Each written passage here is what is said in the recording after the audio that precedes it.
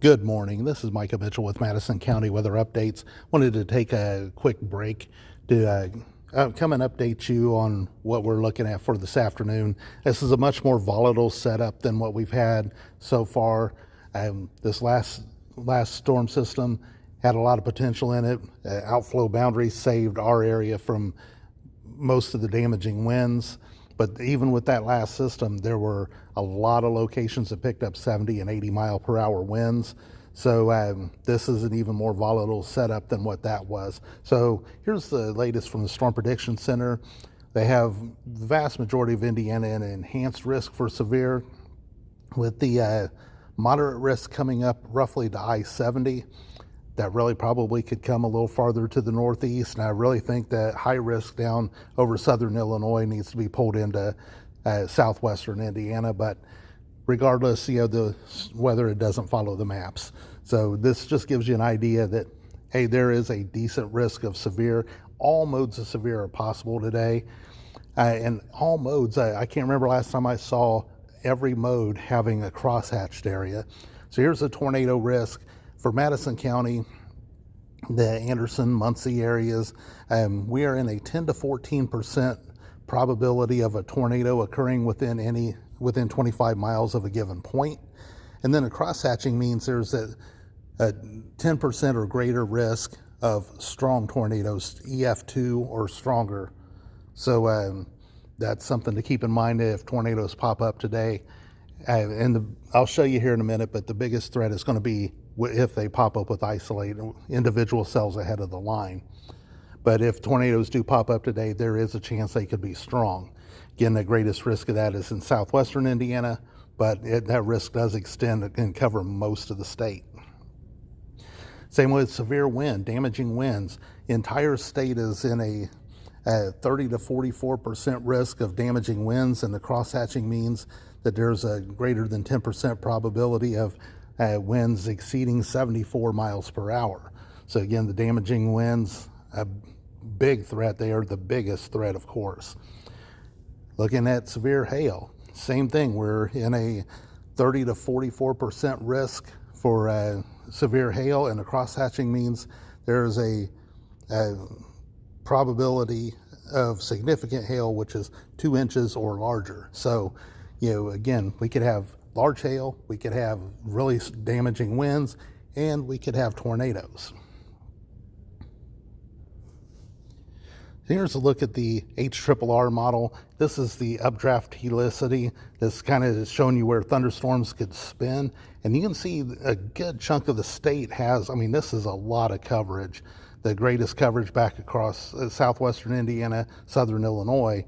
But even up here toward Madison County, there's a pretty good density on this going into Delaware County. And so, again, the tornado risk is much more elevated today than it has been really. And I don't remember last time that we had this much of a tornado risk this far north. So here's a look at the HRRR model. This is around 2 p.m. today, and this is what we want to watch for on this is going to be these isolated cells that pop up ahead of the main line. That is where the greatest tornado risk is going to be. So again, we're looking at 2. By 3 o'clock, we begin to see more of these heavier cells pop up. These could be individual supercells. These are going to be the cells that are going to be the most likely to want to rotate. So that's definitely not a good sign. One of the things we want to hopefully avoid today also is we hopefully, a little bit of filtered sunshine here or there is one thing, but if we get an hour to 2 hours of sunshine in the early afternoon, that's really going to destabilize things. The heavy rain and storms we got this morning, that moisture beginning to lift into the atmosphere also is going to help destabilize things and contribute to heavy rain later on as well. And as we move through, this is by 4 p.m., 5 p.m., 6 p.m., and again, you can see these isolated cells popping ahead of the line. That's the kind of thing we don't want to see. Those are going to be the greatest risk for tornadoes and for damaging hail. And then we see the line begins to start to get itself together. Again, this is 6 p.m., 7 p.m., it's forming a more contiguous line, and this is where the damaging wind threat is going to be, is once this forms into a solid line. But again, even within the line, you can see these individual kind of heavier cells pop up. Again, those are going to be your hail risk and maybe isolated tornadoes embedded within the line. So all the risks are there, all the dynamics are there. What we're going to have to hope for is maybe that this line will produce some sort of an outflow and kill itself off like the last one did a little bit. Then here we are by 9 p.m. the line's pushing through, 10 p.m., 11 p.m. But you can see even once the line pushes through, we got a lot of rain still hanging around. Heavy rain is going to be a problem the next few days. Then finally, all of the activity for the most part pushes out. And then after that, the severe threat is over. But then heavy rain becomes the problem. So I showed you the SPC outlook, and I told you I thought things should be farther northeast. So here's the outlook for my friends at BAM. If you don't have their Clarity app, you really should get it. You get updates from them. You get I mean, it's a great app to have. You can get your forecast from them both daily and weekly. Again, forecast videos. I love it. It's for an individual, you can get it pretty cheap too. It's like $8 or $9 a month, just for the base package. And if you got a business, they offer a lot more service if you got a business. So I can't recommend them highly enough. But this is what BAM has, and I agree very much with what they've got with that risk pulled farther to the northeast. They have us in, kind of a more, a highly likely area. So you can see you've got this cross-hatched area and pink area down in southwestern Indiana coming up to about I-70. I agree with that. I think they're more on base with that, with the multiple strong EF2 tornadoes. The area we're in, they've got a 70-mile-per-hour wind gusts, several tornadoes, large hail 1 to 2 inches plus. I agree with the way they've got this laid out, so that's why I'm showing it to you. They post this stuff publicly, so I don't think they'll be mad at me for sharing this with you. But this is their outlook versus the SPC, and I agree with what BAM has done more than I agree with what the Storm Prediction Center has done.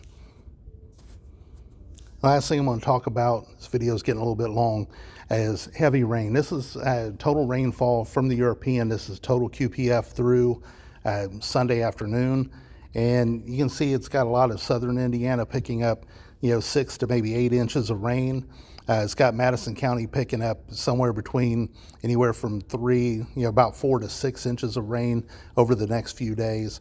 I think widespread 2 to 3 inches of rain is very much on the table.